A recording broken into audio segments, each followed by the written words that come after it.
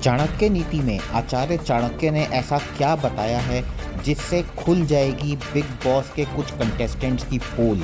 आज की वीडियो में देखिए कैसे बुरा बनने से इंसान सफल बन सकता है। नमस्कार दोस्तों, मैं हूं doctor Priyank Azad, professor and PhD guide. Chanakya नीति की और कलयुग की अगर बात की जाए तो ये बहुत ही स्पष्ट है कि जो अच्छे लोग हैं उनको अपनी पीठ में खंजर खाने के लिए तैयार रहना चाहिए। कलयुग में बड़े दुख की बात है, मगर ऐसा ज़रूर देखा जा रहा है कि जो इंसान बुरा है वो इंसान सफल है, और जो इंसान अच्छा है उसको सदा धोखे ही मिलते रहते हैं और वो कहीं ना कहीं अपने जीवन में पीछे रह जाता है। अपनी पिछली वीडियो में भी मैंने आपको यही बताया था कि कैसे एक बुरा इंसान, या अगर आप बुरे बनते हैं, किसी की मदद नहीं करते हैं, तो आप कैसे जीवन में आगे बढ़ सकते हैं और अच्छे लोगों को धोखा ही क्यों मिलता है। आज इस वीडियो में प्रैक्टिकल एग्जाम्पल के साथ आपको समझाऊंगा कि कैसे कुछ लोग बहुत आगे बढ़ जाते हैं और कुछ लोग पीछे रह जाते हैं। बिग बॉस एक बहुत ही पॉपुलर शो बन चुका है। ऑल ओवर द वर्ल्ड इसके millions and trillions of fans हैं। बिग बॉस का जो प्रेजेंट ओटीटी सीजन चल रहा है, आई थिंक काफ़ी लोग आप उसको फॉलो कर रहे होंगे। अब इस सीजन में दो लोगों की बात करेंगे, दो लोगों का एग्जाम्पल आपको दूंगा। पहला है अरमान मलिक भाई, जो कि बहुत ही पॉपुलर यूट्यूबर हैं, बहुत ही बड़े यूट्यूबर हैं, बड़े सक्सेसफुल हैं। पर अगर आप इनके पर्सनैलिटी ट्रेट्स देखें, मैं ये नहीं कहूँगा कि बुरे इंसान हैं, ऐसी गलत बात मैं नहीं बोलूँगा, पर अगर आप इनके पर्सनैलिटी ट्रेट्स देखें तो आप नोटिस करेंगे ज़्यादातर लोगों को ऐसे पर्सनैलिटी ट्रेट्स पसंद नहीं आते हैं। तो इनके पर्सनैलिटी ट्रेट्स आप शुरू से देखते हुए चलिए। एक तो ये शो में आए हैं, इनकी सबसे लड़ाइयाँ हैं, कांस्टेंट लड़ाइयाँ, दो चार लोगों को छोड़कर। और ये दो चार लोगों में भी दो तो उनकी वाइज ही हैं, बाकी बची है रणवीर शोरी भाई और साई केतन। अगर आप ये तीन चार लोग हटा दें तो बाकी सब से इनकी लड़ाइयाँ हैं। दीपक चौरसिया जी से भी शुरू में इनकी बड़ी आर्ग्यूमेंट हुई थी और बहुत ही ज़्यादा गलत लेवल पर जाके बातचीत हुई थी। बाकी आप देखें, सबके पीछे पड़े रहते हैं। जब तक सना मकबूल इनके साथ बैठती थी, इनके साथ हंसती थी, खेलती थी, इनके हाथ पकड़ के चलती थी, तब तक वो बहुत अच्छी थी, बड़ी सीधी थी।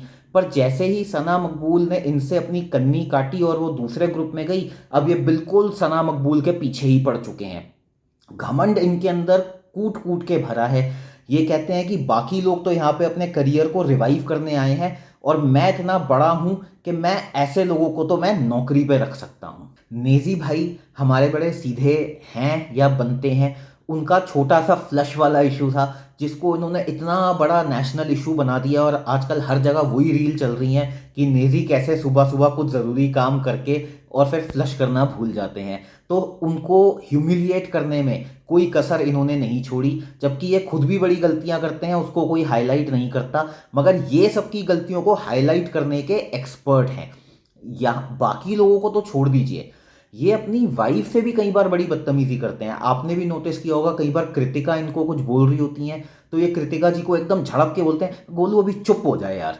तो इस तरीके से ये कई बार बात करते हैं। मैंने दो बीवियां रखी हुई हैं, रखी हुई हैं का क्या मतलब। इन्होंने तो एक को कंटेस्टेंट को, विशाल पांडे जी को, जड़ के एक थप्पड़ भी मार दिया था, जो जो कि बिल्कुल अलाउड नहीं है शो के अंदर, क्या शो के बाहर भी अलाउड नहीं है, इलीगल चीज़ है ये। पर ये अपने घमंड में इतने चूर हैं कि ये अपने आगे किसी को कुछ नहीं समझते। फिर भी मैं ये कहूँगा कि शो में बड़ा एंटरटेनमेंट दे रहे हैं, शो में बहुत अच्छा परफॉर्म कर रहे हैं, फाइनल वीक तक पहुँच चुके हैं। परंतु ऐसे लोग जीवन में सफल ज़रूर होते हैं। क्यों? क्योंकि सब लोग इनसे डरते हैं। अब आप देखिए, बिग बॉस में भी कोई इनसे इतना पंगा नहीं ले रहा। सबको पता है इनसे पंगा एक बार लिया तो ये बस पीछे ही पड़ जाएंगे, और हर रोज़ कुछ ना कुछ बोल के, टॉन्ट मार के, किसी ना किसी तरीके से नीचा दिखाएंगे, ह्यूमिलिएट करेंगे। तो भैया इनसे जितना दूर रहो उतना ही अच्छा है। तो ऐसे लोगों से पंगा कोई नहीं लेता। दूसरा एग्जाम्पल आप देखिए, लवकेश भाई। लवकेश जो है, इनका पहली बात तो ये एल्विश यादव जी के आर्मी के हैं, एल्विश यादव जी के दोस्त हैं। एल्विश बड़े ही एक मस्त इंसान है और पिछले सीजन में उन्होंने बड़ा ही अच्छा परफॉर्म किया, ट्रॉफी भी जीत गए एज अ वाइल्ड कार्ड। उनके कंधों पे चढ़ के ये यहाँ तक पहुँच गए। उन्हीं की ये कॉपी कर रहे थे, और उन्हीं की कॉपी करने में इतना ज़्यादा ये व्यस्त हैं कि ये अपनी पर्सनैलिटी नहीं दिखा पा रहे। बोलते भी उनकी तरह है, सिस्टम भी उन्हीं की तरह हैंग करना चाहते हैं, मगर कर नहीं पा रहे, क्योंकि जो बात उनमें है वो बात यहाँ पर नहीं है। तो लवकेश भाई का आप देखेंगे शुरू से लेके अब तक शो में एक ही कंट्रीब्यूशन रहा है कि ये दूसरों का मजाक बड़ा अच्छा बनाते हैं।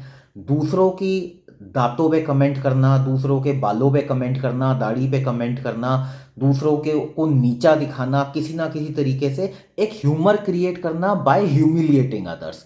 तो इस तरीके का डार्क ह्यूमर ज़्यादातर लोगों को पसंद नहीं आता है, क्योंकि बॉडी शेमिंग करना या फेस शेमिंग करना इतना ज़्यादा अच्छी बात नहीं होती है और आजकल इन चीज़ों को काफ़ी ऑपोजिशन भी मिलती है। मगर फिर भी आप देखेंगे शो में बड़ा अच्छा चल रहे हैं, काफ़ी अच्छी फ़ैन फॉलोइंग भी है और इनसे कोई पंगा नहीं लेता है।